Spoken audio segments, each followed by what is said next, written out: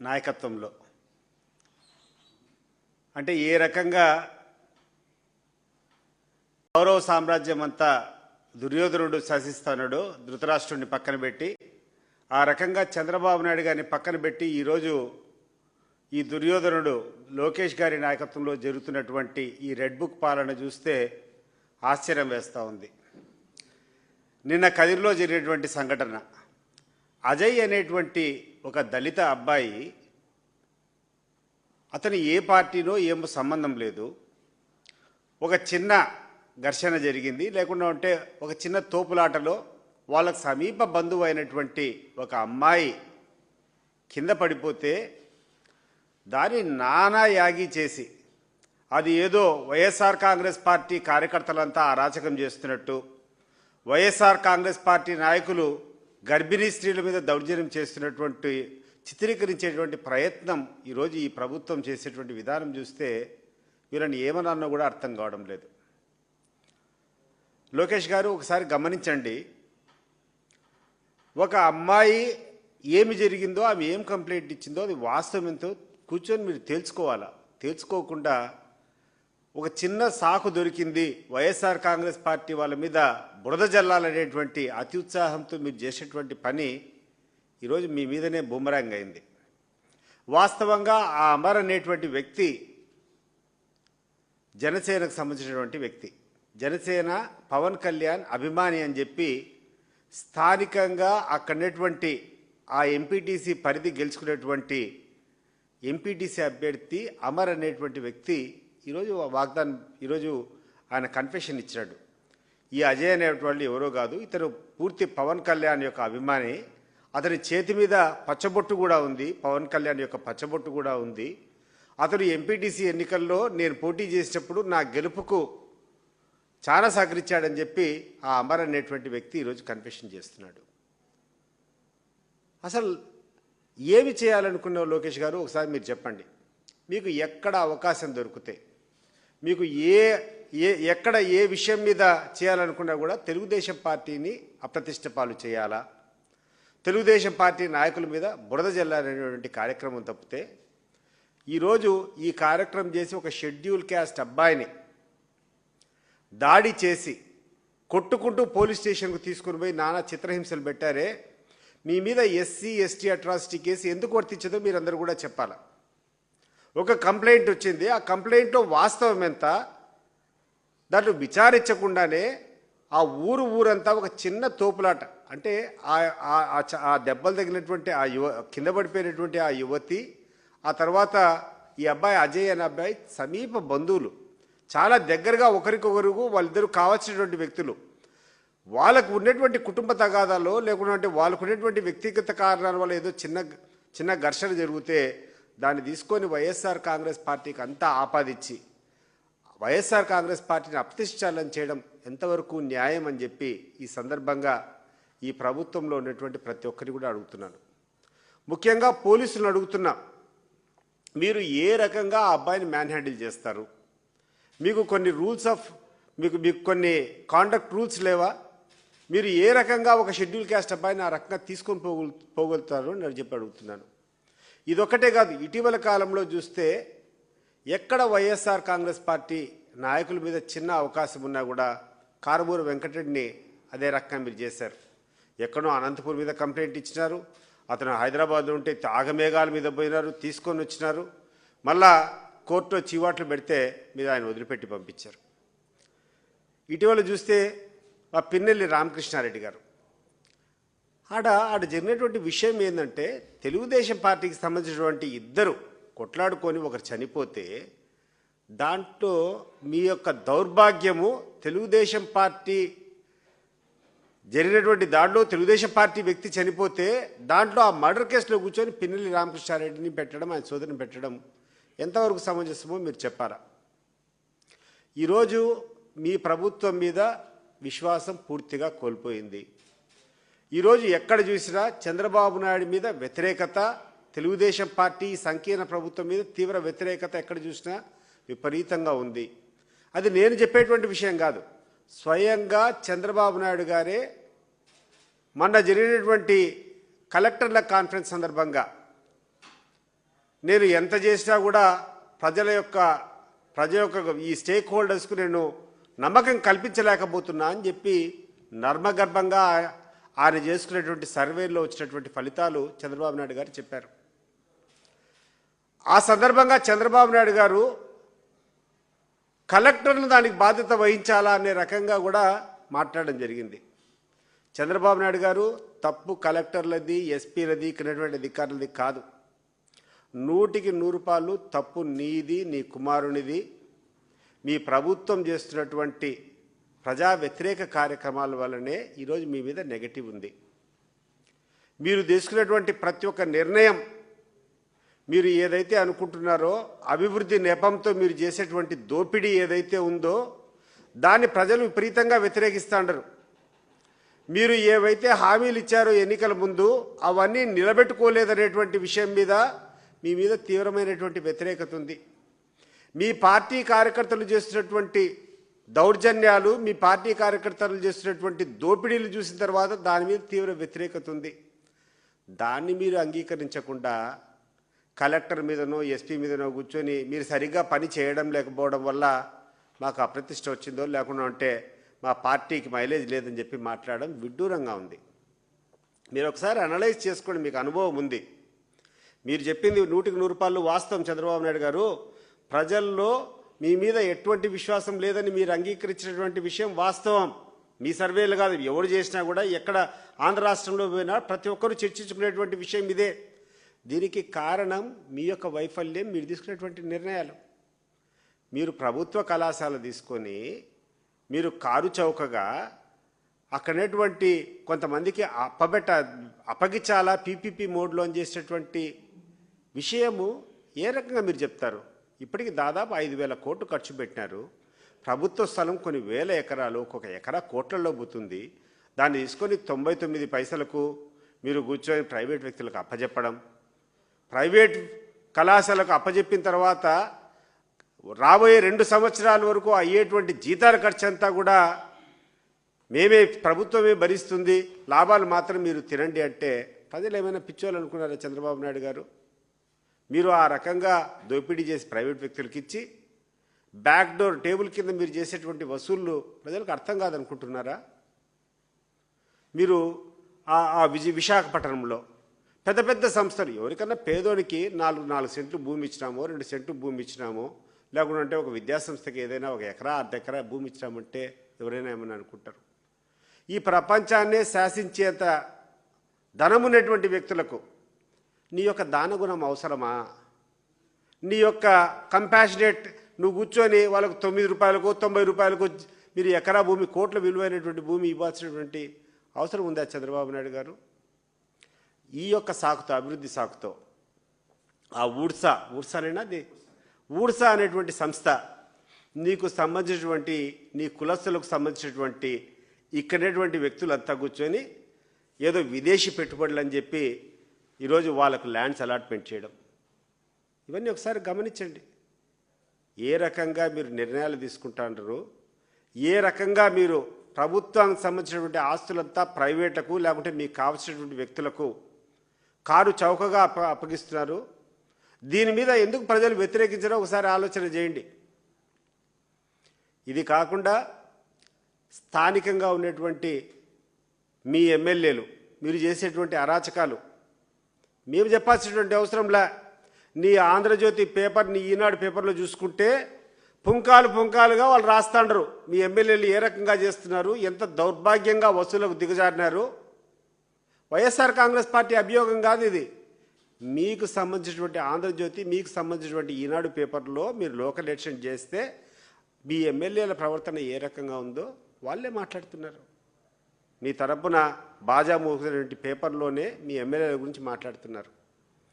కానీ మీరు వాళ్ళ మీద చర్యలు తీసుకోలే. ఎందుకు మీరు వాళ్ళ చర్యలు తీసుకోలేదంటే, మీరు వాళ్ళ మీద చర్యలు తీసుకుంటే మీరు చేసేటువంటి పనులన్నింటినీ కూడా వాళ్ళు ఎండగడతారు, వాళ్ళు ప్రశ్నిస్తారు. వాళ్ళ ప్రశ్నకు మీ దగ్గర సమాధానం లేదు కాబట్టి నువ్వు పై లెవెల్లో నువ్వు దోచుకుంటున్నావు, కింద లెవెల్లో కూర్చొని వాళ్ళు దోచుకుంటారు. అసలు లిక్కర్ స్కామ్ మీ పార్టీకి సంబంధించినటువంటి మీ తెలుగుదేశం అభ్యర్థి జయచంద్రారెడ్డి అక్కడ తంబళ్ళపల్లెలో రెడ్ హ్యాండెడ్గా దొరికితే ఈ రోజు వరకు అతన్ని అరెస్ట్ చేయకపోగా అతని కేసులో కూడా పెట్టలే. మీకు ధైర్యం ఉంటే ఒక ఓపెన్ కోర్టు పెట్టి తంబలపల్లి ఏరియాలో పోయి ఆ యొక్క లిక్కర్ మాఫియా ఎవరిది, ఆ యొక్క కర్మాగారం ఎవరైతే ఆ యొక్క స్పూరియస్ లిక్కర్ చేశారో అది ఎవరి ఆధ్వర్యంలో జరిగిందో తంబలపల్లికి పోయి అడిగితే, అన్నమయ్య జిల్లాలో పోయి అడిగితే ఎవరైనా చెప్తారు. ఆయన్ని వదిలిపెట్టి నువ్వు కూర్చొని మా జోగి రమేష్ గారిని అరెస్ట్ చేయడం అసలు ఎట్లా పోతోంది ఈ లోకము? నాకు అర్థం కావడంలే. ఇంత దరిద్రంగా మీ పరిపాలన ఉంటే ఇటీవల పవన్ కళ్యాణ్ గారు ఆయన కూర్చొని తాళ్ళు తీస్తా, నరాలు తీస్తా, రేఖలు లేకుండా నలుపుతా. ఏం సార్ పవన్ కళ్యాణ్ గారు, ఎవరిని నలుపుతారు? మీరు ఎందుకు చేస్తారు? అసలు నువ్వు ఇట్లా మాట్లాడడానికి కారణం ఏంది అని చెప్పి నేను అడుగుతాండా. నీ జోలికి మేము ఎవరం రాలేదే. వైఎస్ఆర్ కాంగ్రెస్ పార్టీ చాలా జాగ్రత్తగా నిన్ను ఒక్క మాట కూడా అనలే, నీ జోలికి కూడా రాలే. కానీ నేను పక్కన పెడితే నువ్వు తట్టుకోలేకుండావు. ఈరోజు కూర్చొని నీ ఇష్టానుసారము నీ ఇష్టం వచ్చినటువంటి బ్యాడ్ లాంగ్వేజ్తో నువ్వు కూర్చొని ఏదో పెద్ద రౌడీ మాదిరి తాట తీస్తా, తోలు తీస్తా. ఎవరిని సార్ నువ్వు తోలు తీయాల్సింది? నువ్వు చెప్పినటువంటి తప్పులన్నింటినీ, నువ్వు చెప్పినటువంటి వాగ్దానాలన్నింటినీ అమలు కాకుండా బాగా జగన్మోహన్ రెడ్డి గారు అధికారంలో ఉన్నటువంటి సమయంలో మీ కాపు వర్గానికి అంతా కూడా కాపు నేస్తామని చెప్పి డబ్బులు అందేటి ప్రతి సంవత్సరం. నువ్వు వస్తే ఇంకా గొప్పగా ఏదేదో చేస్తారనుకున్నారు. ఆ సామాజిక వర్గం అంతా నీతో చేయలేంది. ఈరోజు ఆ కాపు నేస్తం అనేది ₹1 ఎవరికి రాలే. ఆ రానటువంటి వాళ్ళకు తాట తీస్తావా, అమ్మలు తాట తీస్తావా? ఎన్నికల ముందు పెద్ద పెద్ద వాగ్దానాలు చేసావు, ఏంటేంటో చేపిస్తావు, రాష్ట్రానికంతా మేలు చేస్తావని చెప్పి. ఈ సందర్భంగా ఒక చిన్న విషయం చెప్పాలనుకున్నా. ఒక ఊర్లో ఒక పెద్ద మార్కెటింగ్ స్ట్రాటజీస్ వచ్చి ఆయనకు ఒక ఏనుగు ఉన్నిందంట. ఆ ఏనుగు ద్వారా ఏదైనా సంపాదించుకోవాలని చెప్పి ఆలోచన చేసుకొని ఆ ఊర్లోకంతా ఒక దండవారు కొట్టించాడు. మా ఏనుగు పిత్తుతుంది, మీరందరూ కావాల్సినంతా చూడొచ్చు అని చెప్పి ఒక ప్రకటన వెలువరించినాడు. ఊరంతా కూర్చొని, అరే ఇదేంది, ఏనుగు అంత పెద్ద ఆకారం కదా, చాలా బలమైనటువంటి జంతువు, అది పిత్తుతే ఎంత భయంకరంగా ఉంటుందో, ఏమైనా విస్ఫోటం వస్తుందో ఏమో అని చెప్పి ఊరంతా ఆడిపోయి చేరుకున్నారు. తీరా చూస్తే గంటలు నిరీక్షణ తర్వాత ఆ ఏనుగు తుస్సమని పిత్తిందంట. సో ఆ రకంగా పవన్ కళ్యాణ్ గారు ఏదో ప్రపంచాన్ని అంతా శాసిస్తాడు, పవన్ కళ్యాణ్ గారు అంటే చాలా గొప్ప వ్యక్తి, పవర్ స్టార్ కదా, ఈయన ఏదేందో చించుతాడో ఆరేస్తాడని చేస్తే ఈరోజు నువ్వు చించలా ఆరేలా ఆ ఏనుగు గద పిత్తినట్టు నువ్వు కూడా తుస్సుమని పిత్తిపోతాడు.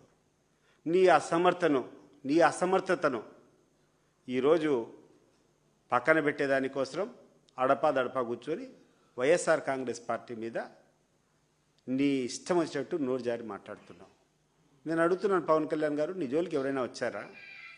నీ కథ ఎవరైనా మాట్లాడారా? నీ అసమర్థ పాలన ఏం చేస్తున్నావు? ఈ రాష్ట్రానికి హ్యాపీగా కూర్చున్నావు, ఆ యొక్క విమానాల్లో కూర్చొని 2 వారానికి ఒకసారి వస్తావు. నీ యొక్క ఆ విమాన ఛార్జీలు ఈ ప్రభుత్వం కడుతుంది. నువ్వు కూర్చొని ఎంజాయ్ చేసుకొని ఎప్పుడైనా ఒకసారి అట్లా సినిమాలో ఫూజు ఇచ్చినట్టు ఈ రాష్ట్రానికి ఇచ్చిపోయి నువ్వు ఈరోజు వైఎస్ఆర్ కాంగ్రెస్ పార్టీని మాట్లాడడం ఎంత విడ్డూరంగా ఉంది ఒకసారి ఆలోచించి. ఈరోజు నిలదీయ్యా, ప్రజలకు ఆ రోజు చెప్పినావు, అనేక సందర్భాల్లో నువ్వు చెప్పినావు, నేను అవినీతి చేసే వాళ్ళను సహించానని చెప్పి. ఈరోజు రాష్ట్రంలో ఎక్కడ చూసినా అవినీతి విశృంఖలంగా ఏరులై ఎవడు దోచింది వాళ్ళు దోచుకుంటా అంటారు. సామాన్య ప్రజలైతే చెప్పుకునేటువంటి పరిస్థితిలో లేరు. మరి వాళ్ళని కూర్చొని ఎవరెవరైతే అవినీతి చేస్తారో వాళ్ళ తాటది. ముఖ్యంగా నీ యొక్క సహచరుడు ఎవరైతే ఉన్నారో వాళ్ళని ప్రశ్నించు. వాళ్ళని ప్రశ్నించకుండా వైఎస్ఆర్ కాంగ్రెస్ పార్టీ నాయకులను మమ్మల్ని కూర్చొని నువ్వు తాట తీస్తానంటే నీ యొక్క పిచ్చిని ఏమనుకోవాలో ప్రజలు చెప్తారు.